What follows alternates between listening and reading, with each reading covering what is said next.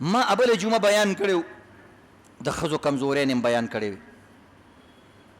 نو بس بعضې ښځې هغه غریبه خو لمبه کېږي دا مولوي صاحب د بتش دا سړي ورته ناست دي په دې دوی له پیسې ورکوي که څه کوي. دا ښځې خلکو ته بوخ ښکاري. د دې مطلب دا هم نه دی چې ټول قصور د ښځو دی. زمونږ مور به متل کوو دا پښتانه هم دا متل کوي وایي هره ښځه درخانۍ ده چې خاوند یې ادم خاني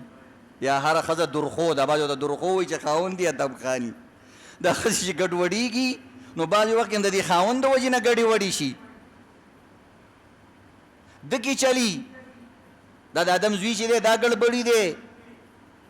نو څنګه چې د ښځو قصور شته نو د یو لاس نه پړق نه خیږي د دې بل لاس نه چې یو ځای شي د دواړو نه پړق خیږي. کله چې کم دی ښځه پواړی او دغه رنګې بدعملی او ناشکری او کله ناکله چې کم دی خاوندان وفادار نه وي. یو جینۍ ده کړې ده نو عزتمندو د واده یو څو کاله بعد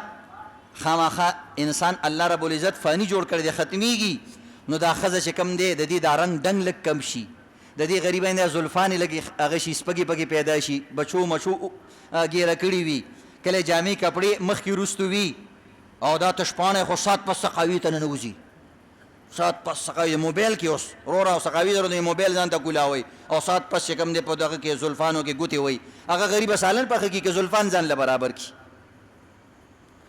نو دې کس ته چې کوم دی بیا دا جینۍ سپږنه هم ښکاري خیرن هم ښکاري چیچړ هم ښکاري جګړمار هم ښکاري.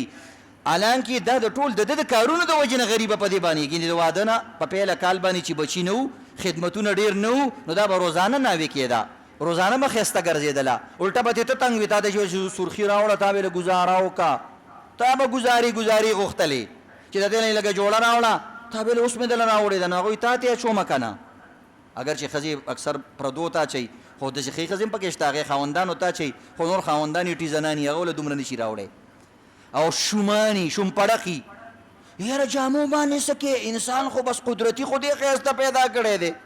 چې قدرتي ښایسته پیدا کړی بیا دویمې ته ولې تاویږي را تاویږي دا یو ښایسته دله ډېره ده که نه.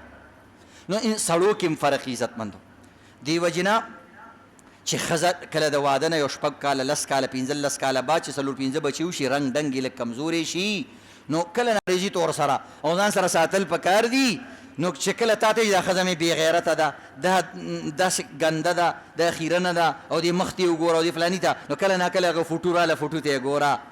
دا هغه فوټو د هغه جینۍ ده چې د پلار په کور کې و د دې شکل داسې و او چې ستا کور ته راله نو د دې شکل اوس داسې شو او ځان ته هم بې شیشه کې ګوره دا ځان ته چې خبرې کوې ځکه چې ملا ته خو نه کښېنې نو شیشه کې ځان ته خو اواز کوه چې دا د مور په کور کې وه داسې وه د پلار په کور کې وه داسې شهزادګۍ وه او داسې چې کوم دی نازولې وه نو دا خو چې زما کور ته راله دا بوساړه دې جوړه شوه نو پته ولګي د کار تا کې دی ظلم کې زیتې کې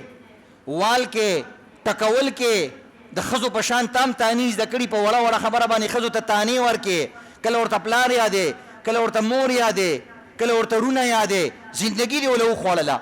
پخوا به سړو دا خبرې نه کولې په کورونو کې بس لاړ بیا روټۍ راواچوه روټۍ وخوره او ښځې سره مینه کوله. اوس عزتمندو د سړو نه ښځې جوړې شوي چې کور ته لاړې شي که ښځه یو خبره کوي دا ورته دوه کوي د سره وروره موبایل یې کتلي خبرې ورته تیارې یادې دي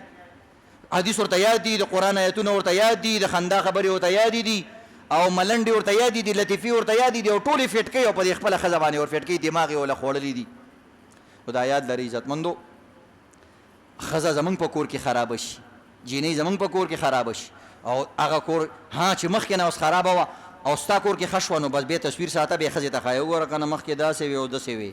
مخکې نرۍ تیلې وې اوس غټه میخ یې ورته وګوره که نه دا خو زمونږ دغه دي که نه مزې دې وکړلې